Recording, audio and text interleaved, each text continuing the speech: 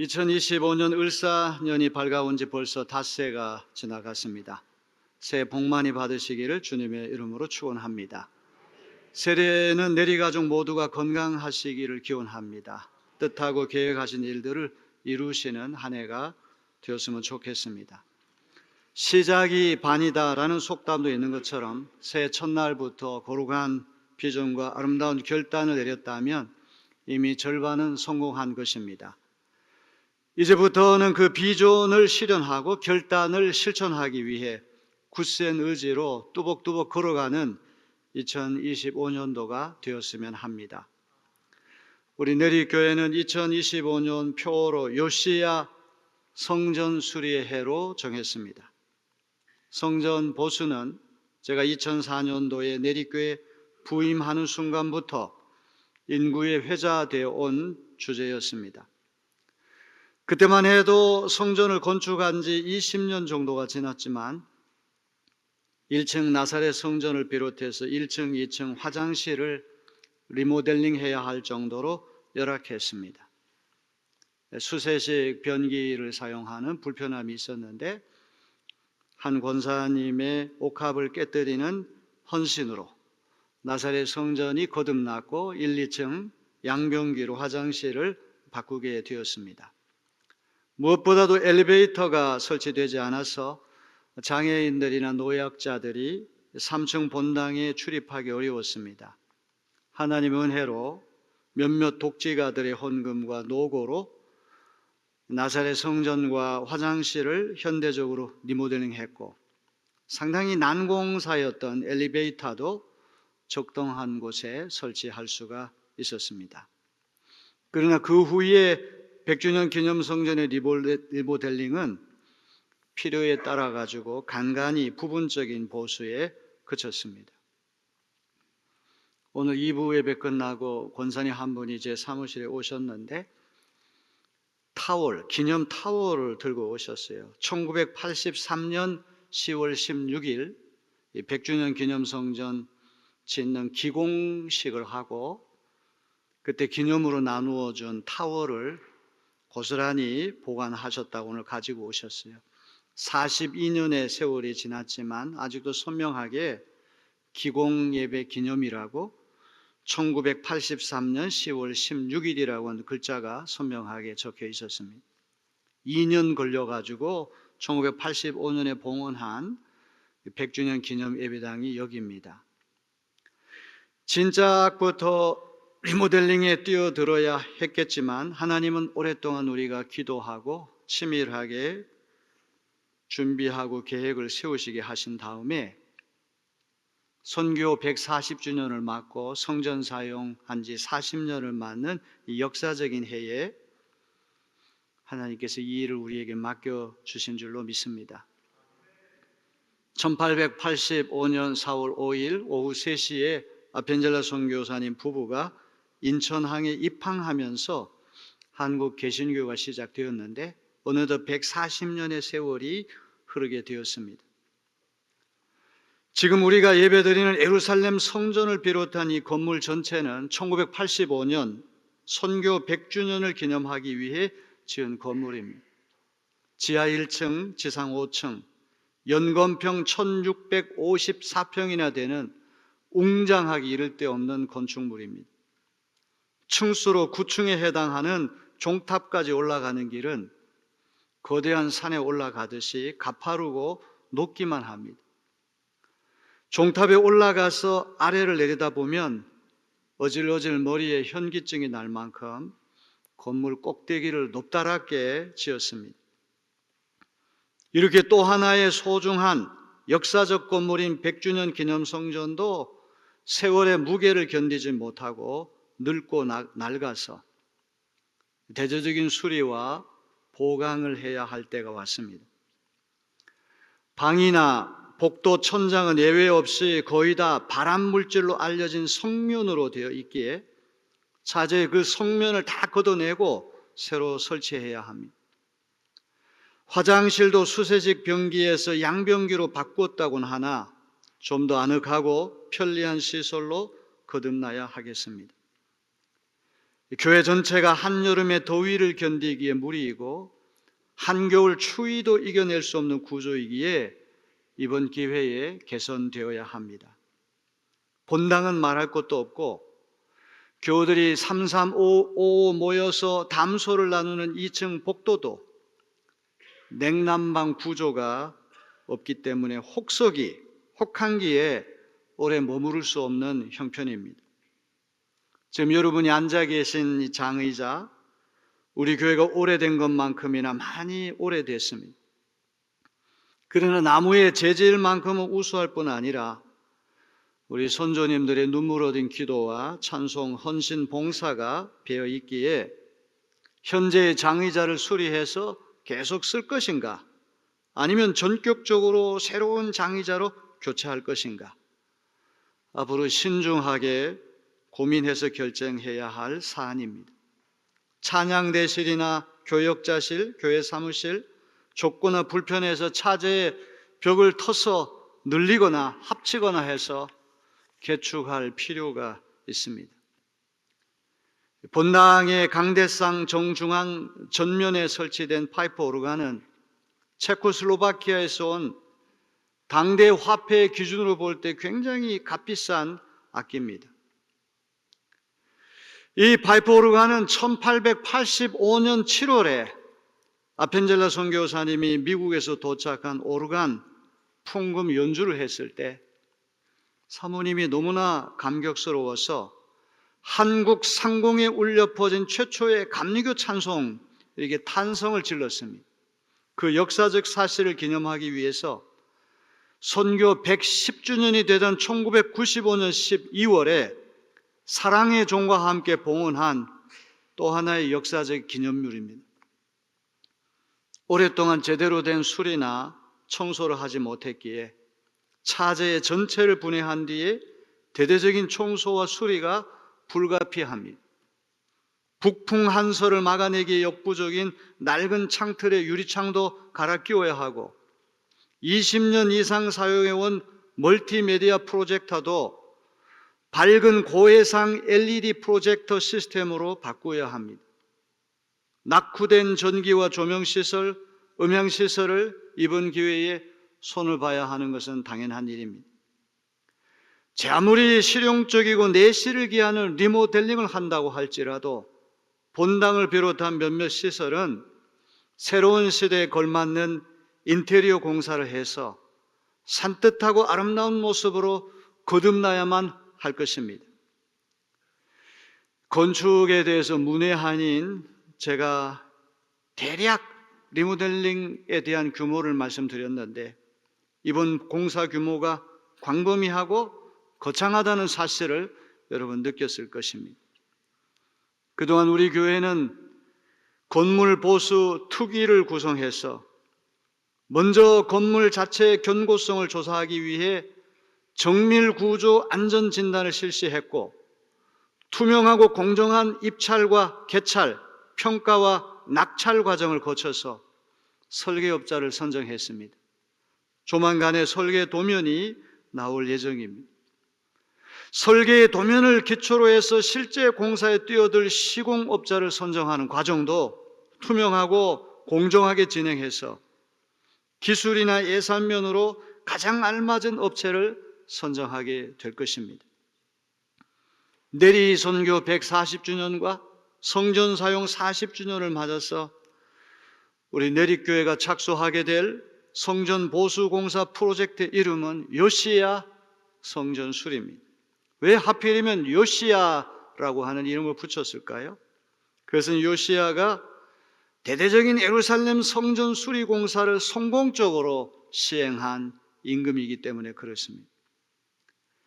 열왕기 상하서를 읽어보게 되면 솔로몬이 세상을 떠난 다음에 나라가 두 동강이 납니다. 남왕국 유다와 북왕국 이스라엘, 이른바 남북 분열 왕국 시대가 열리게 되는데 39명의 왕들 가운데 긍정적인 평가를 받은 왕은 8명에 불과합니다. 그 8명의 왕은 모두 다 예루살렘을 수도로 삼은 남유다 왕국에 속한 왕들입니다. 그 8명 왕 가운데 최고 점수를 받은 임금이 히스기야와 요시야라고 하는 두 임금입니다. 열왕기 저자는 이 두 왕에게만 전무후무한 왕이라고 하는 평가를 내리고 있습니다. 열왕기하 23장 25절을 한번 보세요. 요시야와 같이 마음을 다하며 뜻을 다하며 힘을 다하여 모세의 모든 율법을 따라 여호와께로 돌이킨 왕은 요시야 전에도 없었고 후에도 그와 같은 자가 없었더라. 마음을 다하고 뜻을 다하고 힘을 다하여 주 하나님 여호와를 사랑하라.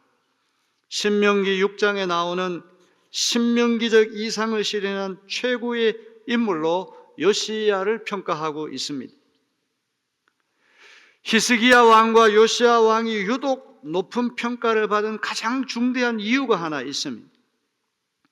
오직 두 사람만 그 어떤 왕도 손대지 못한 산당을 허물었기 때문입니다. 예루살렘의 성전이 지어지기 전에 왕과 제사장은 산당에 가서 하나님께 제사를 드렸습니다.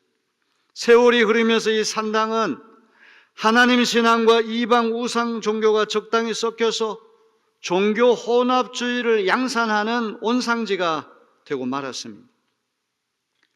히스기야나 요시야와 함께 좋은 평가를 받은 나머지 6명은 아무리 가열찬 종교개혁을 내실 있게 했다고 할지라도 끝끝내 손대지 못한 것이 바로 산당이었습니다. 산당은 오늘로 말하면 백성들 사이에 뿌리 깊이 또아리를 탄 샤머니즘, 무속신앙을 말할 것입니다. 사주팔자나 손금을 보고 미래의 운명을 예언하는 점집 등은 근절하기 어렵습니다. 마찬가지로 이스라엘 백성도 하나님 신앙과 우상 종교가 혼합된 장소인 산당만큼은 누구도 감히 손을 댈 수가 없었던 것입니다. 이게 사실인지는 모르지만 하필이면 계엄령을 12월 3일 10시 30분에 이렇게 내린 것이 12월 3일 10시 30분을 파자를 하면 왕이 세 글자가 나온다는 거예요. 토요일이나 일요일에 계엄령을 이게 터뜨리면 훨씬 더 성공할 확률이 높은데 하필이면 이 날을 잡은 태기를 한 이유도 무속인들의 조언을 받고 태기를 한 것이 아닌가 이렇게 의심하는 기사를 제가 본 적이 있습니다. 우리에게 이 나라가 이렇게 시끄러운 것은 바로 이런 정치인들이 점집을 들락거리고 무속인들의 조언을 듣고 나라를 이끌어가기 때문에 이 사회가 이토록 어려운 것이 아닌가 싶습니다. 예수 믿는 우리는 여한 경우에도 우상 숭배를 우리는 배제하고 상천하지에 살아계신 하나님만을 믿고 그 하나님 말씀에 순종하는 우리 모두가 되어야 할 줄로 믿습니다. 이 산당이라고 하는 것이 민간 신앙의 뿌리를 내려서 점집과 같은 구실을 하니까 다른 우상은 다 혁파했어도 임금들이 끝내 산당만큼은 손을 대지 못했던 것입니다. 그런데 히스기야와 요시야는 이 산당을 철거했던 것입니다. 이 히스기야와 요시야 두 사람 가운데에도 최고의 남북 왕국을 통틀어 최고 점수를 받은 임금은 요시야입니다. 신명기적 이상에 가장 부합한 왕이요 하나님 앞에서 가장 정직하고 순전한 신앙의 사람으로 평가되고 있습니다. 열왕기하 22장 2절을 보면 이렇게 나와 있습니다. 요시야가 여호와 보시기에 정직히 행하여 그의 조상 다윗의 모든 길로 행하고 좌우로 치우치지 아니하였더라. 요시야가 최고의 왕으로 추앙받는 이유는 무엇입니까? 그가 전개한 철저한 종교개혁 때문인데 그 종교개혁은 예루살렘 성전 수리에서부터 촉발됐다는 것이 중요합니다. 히스기야 왕을 이은 므낫세와 아몬 두 사람은 57년간 히스기야가 회파한 산당을 다시 세우고 바알과 아세라와 일월 성신을 위한 제단을 쌓고 온갖 악행을 저질렀습니다. 모처럼 종교개혁의 불씨를 지펴놓은 히스기야의 노고는 후임 왕들의 조직적인 우상숭배로 말미암아 물거품이 되고 말았던 것입니다. 그러나 하나님은 요시야라고 하는 비밀 병기를 준비하셔서 일찍이 이스라엘 역사에서 볼 수 없었던 대대적인 종교개혁과 대대적인 영적 쇄신 운동을 일으키셨습니다. 요시야는 나이 8살에 왕위에 올라가 31년간 남유다를 통치한 임금입니다. 40이 되지 못하고 39살에 전투에서 이제 죽고 말았습니다. 요시야가 왕이 된 지 8째 되던 해 나이 16세부터 조상의 하나님을 찾기 시작했고 12년 차 되던 해 20세가 되었을 때 온갖 우상으로 뒤덮인 유다와 예루살렘을 정화하기 시작했습니다. 그러다가 통치 18년 차 되던 해 그의 나이 26세 때 하나님의 성전을 수리하기 시작했습니다. 요시야의 명령으로 건축자들이 성전을 수리하던 중 제사장 hil기야가 헌금함에서 모세 율법책 신명기를 발견하게 되었습니다.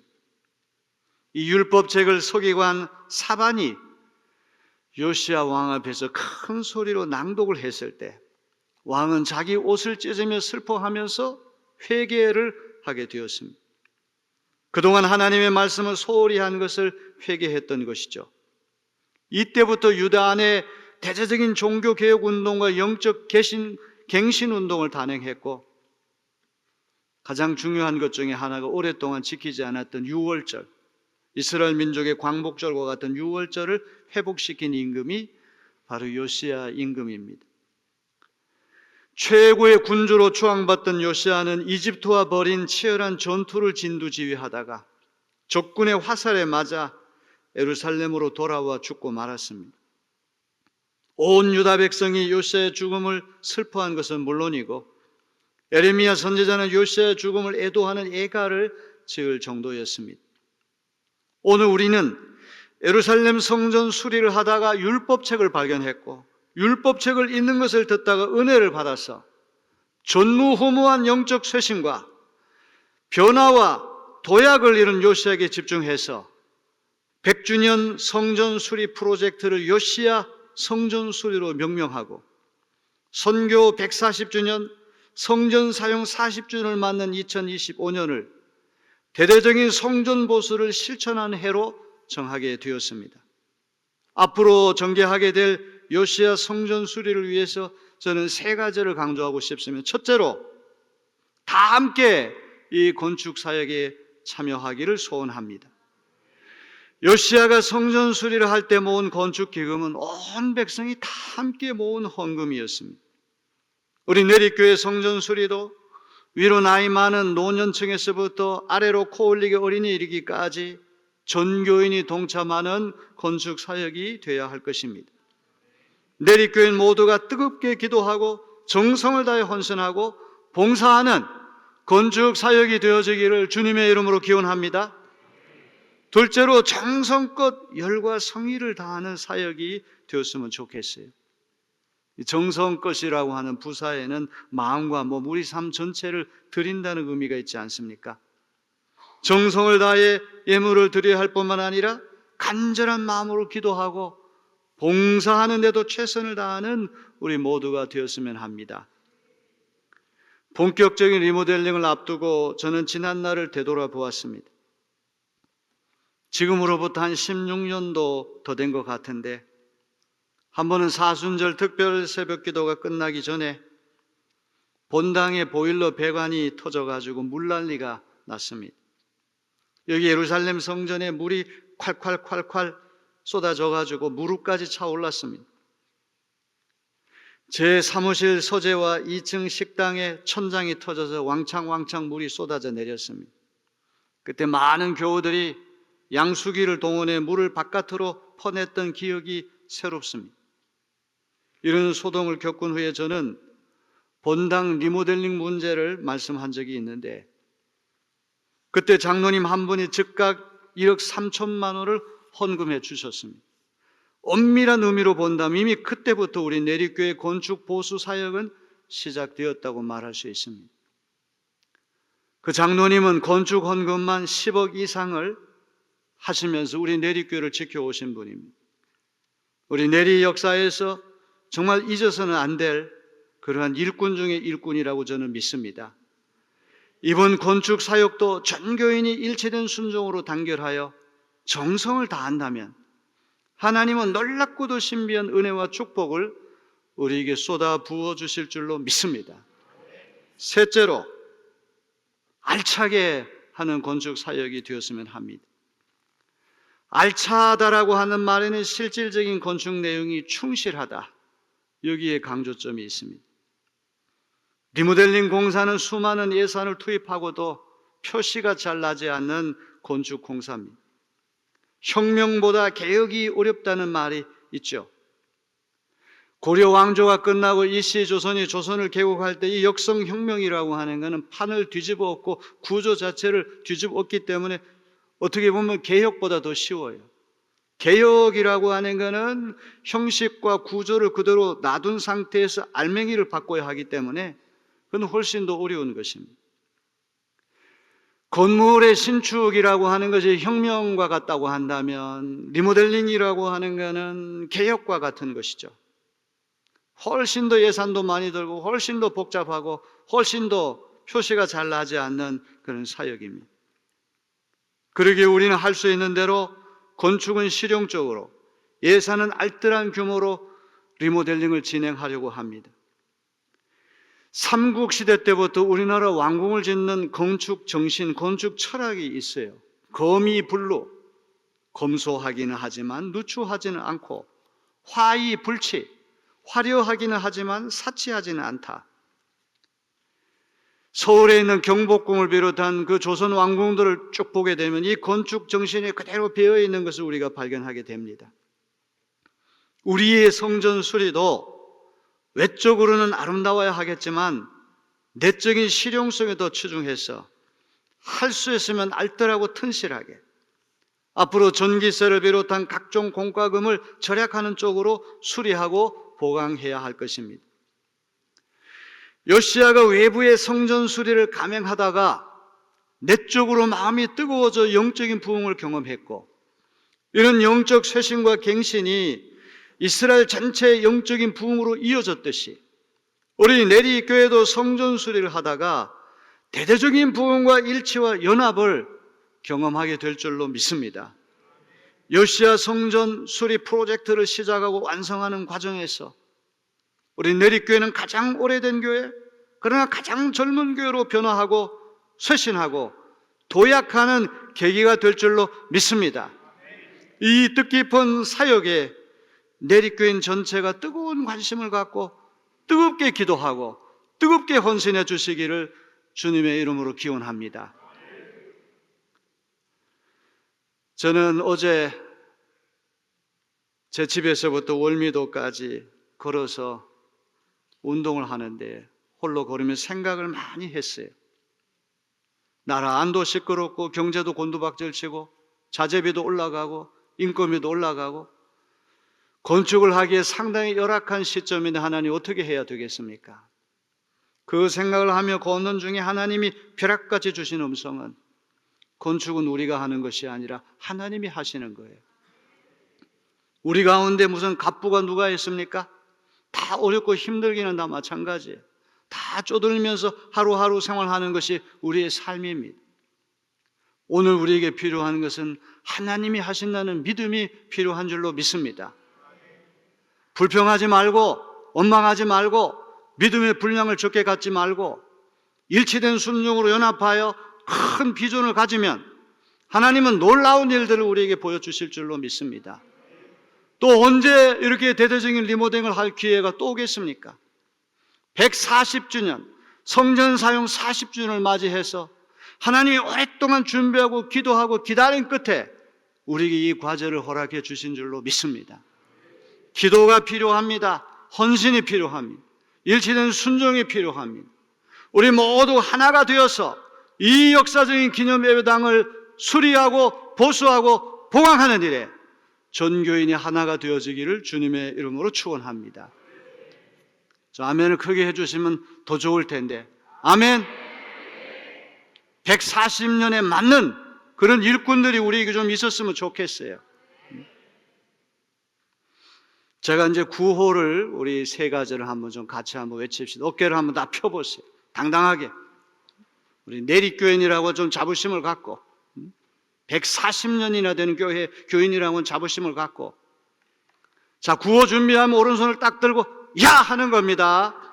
한번 연습 한번 해볼까요? 구호 준비! 야! 그러면 이제 제가 세 가지를 얘기할 거예요. 다 함께 정성껏 알차게. 그러면 제가 하는 말을 따라하면 됩니다. 군대 용어로 복창하시면 되는 거예요. 자, 구호 준비! 다 함께! 정성껏! 알차게! 박수 한번 쳐야죠.